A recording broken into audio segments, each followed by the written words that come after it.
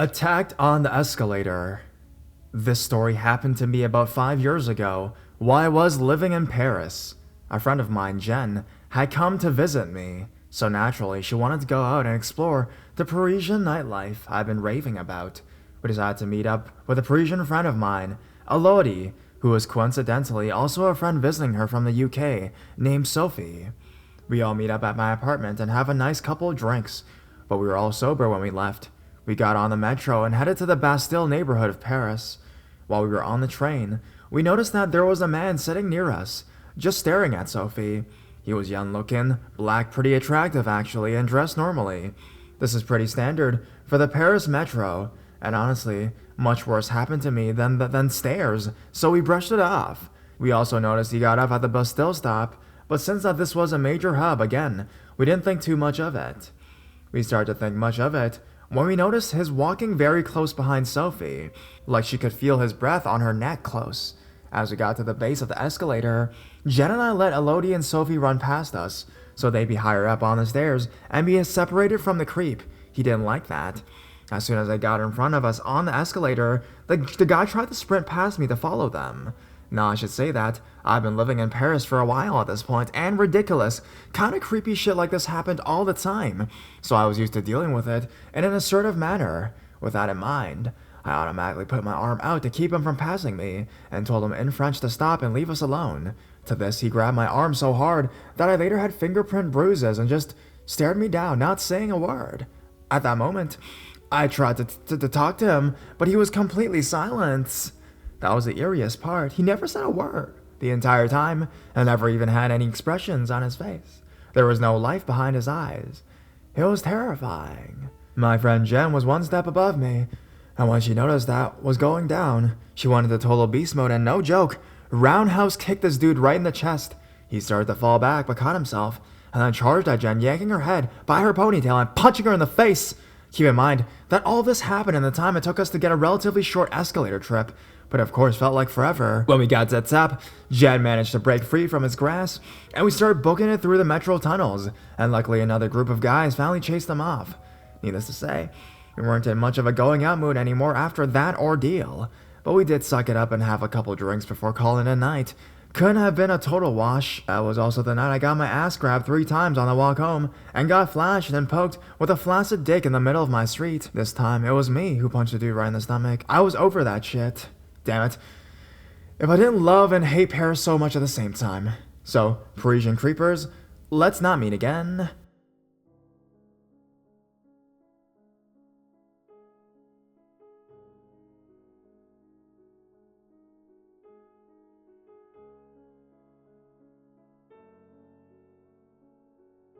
Escalator Man and the Fedora. If you haven't read my other post, The Crack in the Cupboard, I'd go ahead and read it, as it was a personal experience of mine that scars me today. I recently told my friend about my post, and she said that she too had a similar story, and gave me permission to interpret it through text, so hopefully I don't butcher her encounter with a stalker, as it is creepy. This happened to her roughly 4 months before her and I met in 2013. She was 19 years old at the time. It all happened one night at Marker Square, the town hall station, Sydney, Australia. So she planned on going into the city to enjoy the nightlife at the King's Cross. This was a late planned event, with many strangers who were invited to the Facebook group. One such stranger commented on how to get there from Eastwood and Ryde, where she lived at the time. Being the outstanding friend she is, she offered advice, and he admitted he had never ridden on the train or any public transport for that matter. She said she'd meet with him to guide him. This is when she posed with a confronting choice. This man, whom she never met, added her on Facebook and followed her Instagram account. He went as far as to like pictures she took beforehand, 2 weeks beforehand. This is just the start of a weird series of circumstances which made her regret ever lending a hand to a stranger. So she shrugged off the initial creepiness and assumed he was just being thankful. When she first saw him, nothing really struck a shock and awkward. He was pretty plain, thin and goofy looking, wearing a fedora which slanted deeply over his brow. She admitted he was funny, and so they continued on their merry way to the late-night train. She referenced him as the Escalator Man. This is where she noticed something incredibly strange. He seemed really shaky, like he was nervous but not tense. He almost seemed like he had gotten away with murder, and the adrenaline was wearing off. But many people are afraid of escalators, right? She hopped on the train, and he began dancing. Not in a funny way, but like a ballerina, spinning and twirling with his jacket in hand. This was strange because he never truly presented himself as a real show-off of any kind. As the night passes, she doesn't really see him. Occasionally, the group would move around as one big unit, but he just hang back, and she avoided him because of the awkward train ride. Although before she went home, he managed to snag her to the bar and have some drinks. Now, as far as she recalls it, she went to the bathroom while he waited for the drinks. From here on, she completely blacked out, but she is usually a lightweight, so she does limit her drinking. The following morning was as usual, a throbbing headache and no clothes on. She strips down after drinks because she gets too hot, something that she stated she did early in the morning, so it wasn't anything different from usual, except two factors. She had around 40 messages and 5 Snapchats asking where she was and how she just left her and her friends were missing her. The other was a fedora sitting on the kitchen tabletop. Now, there was no way she admitted to allowing this creep to enter her house. She must have been really drunk or drugged, but she refuses to pursue the breadcrumbs of what happened, although she was 100% certain nothing sexual happened, just some clothes missing and general stuff stolen from her household. Now this is when it gets even weirder. The stranger on the Facebook page was a fake. She checked because her curiosity piqued at work, and it had pretty basic stock images and 4 friends, whom of which were one mutual, and not truly a friend of hers. Her non-strict friend of a friend Facebook setting meant he could see what events she was attending, and all her photos before he befriended her. She did end up moving, not based on the idea that there was a potential stalker, but the fact that she needed to be closer to university. But it played a huge role on her decision too. Then she met me. To this day, she had deleted her Instagram account and put harsh restrictions on her Facebook page. She told me to leave some advice here. Don't offer help to someone online before you know they are even legit. You could find yourself in a very dangerous situation. And of course, dear Escalator man, let's not meet for your sake. 6'1", 105 pounds, come at me. She did talk to her landlord. She said that they had a low tolerance of late night gas, and they stayed up to let her in, as they are the kindest people. The landlord claimed that the Escalator man helped her up to her apartment and went as far as to threaten the landlord in a bid to stay around, but she insisted that she call the cops, as there is a rule about guests staying there past a certain time.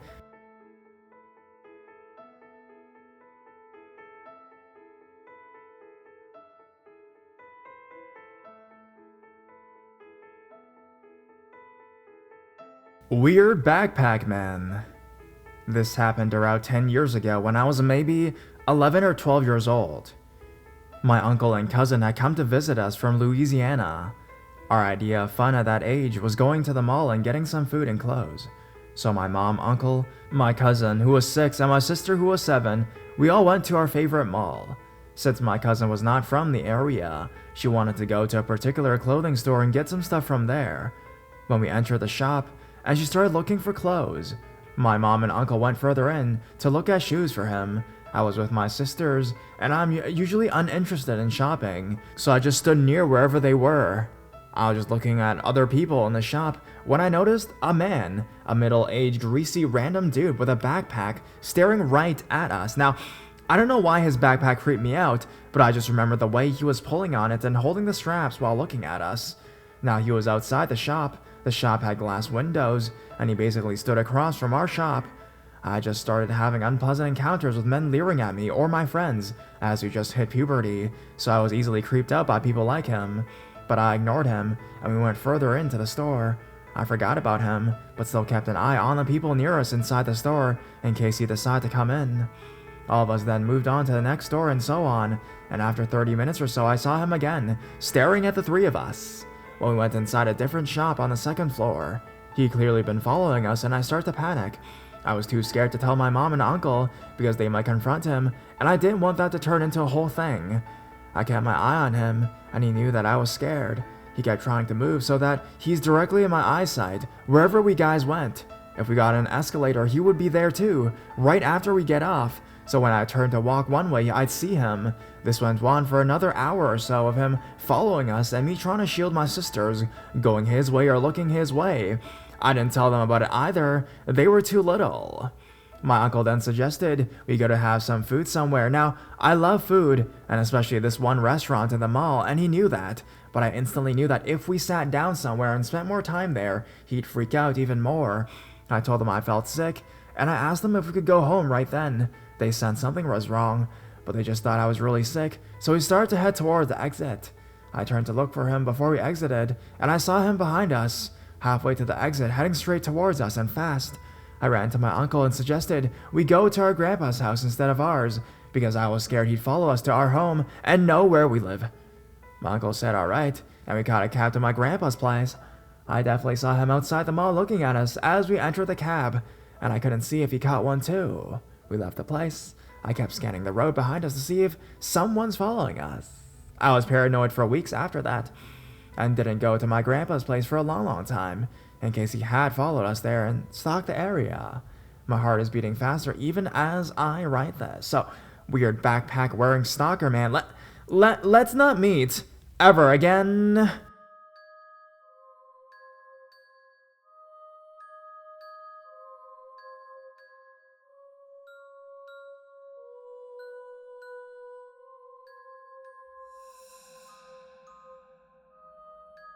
Creeping mall cop. So, heads up, I'm a first-time poster here on Reddit Let's Not Meet, and my apologies for any spelling or grammar mistakes. I used to live in a small town, and the only places to shop were in the bigger towns, and the mall I was heading with my friends took about 20 minutes to drive to. I was going to meet my friends there about 30 minutes later before I arrived at the mall, because I had to buy a couple things for my boyfriend. After my quick stop at the local drugstore for my boyfriend, I drove to the mall, knowing my friends were waiting for me. They all knew I'd be coming a little later because I texted them in advance. The mall I arrived at was a huge indoor mall with 4 floors, and I was trying to find my friends. Unknowingly, my phone died in the car due to me not charging it previously. At the time, I knew I didn't need to call them because we usually always meet up at the juice bar where we hang out before we all go shopping, so I guess they'd be waiting for me there. As I climbed the first set of escalators, I noticed a figure following me. So I looked back and I noticed a mall cop, a tall man, very large too. Think of Paul Blart from the movie Mall Cop. He smiled and shook his head. I returned the nod and I left a little moment at that. He was about 8 to 9 steps down from where I was on the escalator. As I got to the second floor of the mall, I realized I took the wrong escalator because the juice bar was on the opposite end of the mall I was at, so I continued to walk down the mall minding my own business until I heard a man grunting, like deep breathing and panting. I looked back and I saw the same mall cop just a couple inches from me, maybe about 6 inches away from me, and when I came into eye-to-eye contact with him, he licked his lips and tried to grab me. I yelled, thinking that the people around me would help or intervene or something, but they didn't, so I decided to run into the closest store to me, which was a clothing store for older ladies. I bolted past everyone in the store and rushed myself to the changing rooms, where I locked myself in and tried to call my friends. That's when I realized my phone was dead. I heard his loud grunts get closer and closer. He tried to open the door to the changing room stall that I was inside. One of the cashiers yelled and called police. I was trapped in the stall, and I knew that the man who creeped the hell out of me was drunk. I smelled the booze. The police arrived, but I don't know how long it took, because I remember waiting there scared for my life. I remember the police officers yelling for him to get up off the ground. I think they used tasers to get handcuffs on that creepster. After the police got him, they told me I could come out of the stall, saying it was safe. The police identified him as a known rapist who recently had been out of prison, and they found him laying on the floor in front of the stall naked, and he was hitting the floor and panting. He was found cooped up on drugs and alcohol, dressed up as a mall cop. As for my friends, they tried to find me and ended up outside the store when the police arrived. So, creepy mall cop, let's not meet.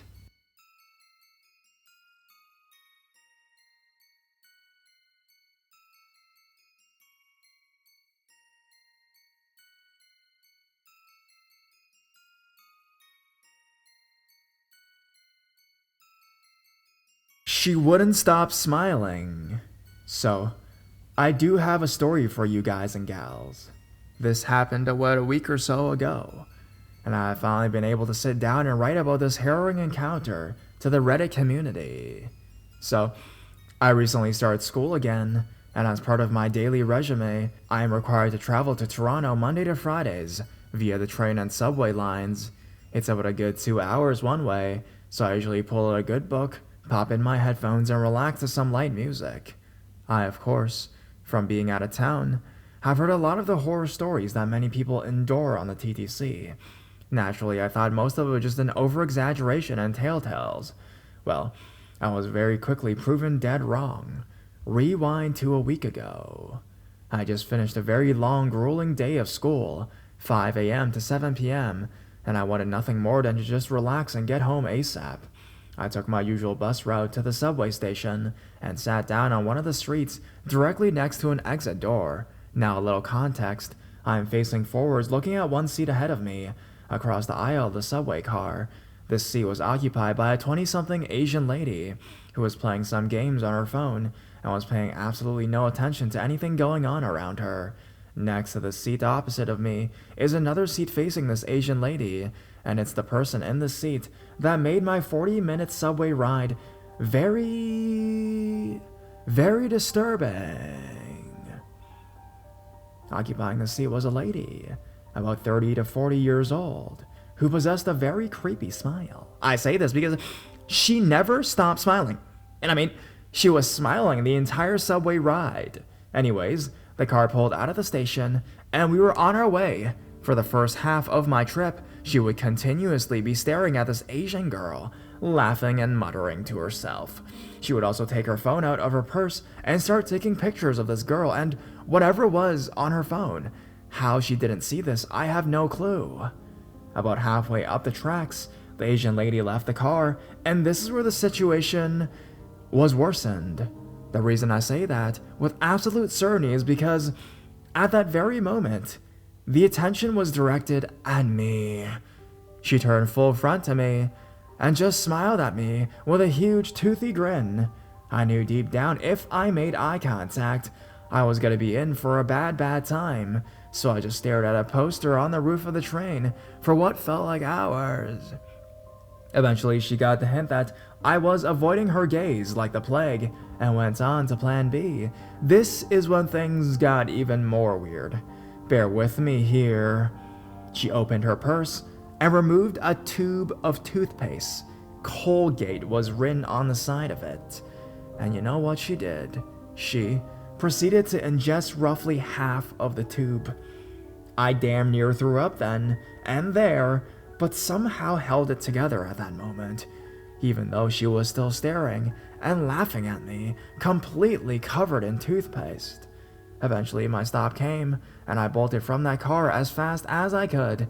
I got to the escalator and hazarded a glance back, and guess who I see? Fast walking with me right behind me, arms at her side, still smiling with that creepy ass smile. I was understandably pants-shittingly terrified by this point. I ran out of that station right to the bus, just as it was pulling out of the station. At that moment, I took one final look back behind me, and there she was. Just there. Standing there on the platform, head cocked to the side, laughing and waving goodbye to me. So, in short, that's the story of how I lost 5 pounds of sweat and ran faster than Usain Bolt.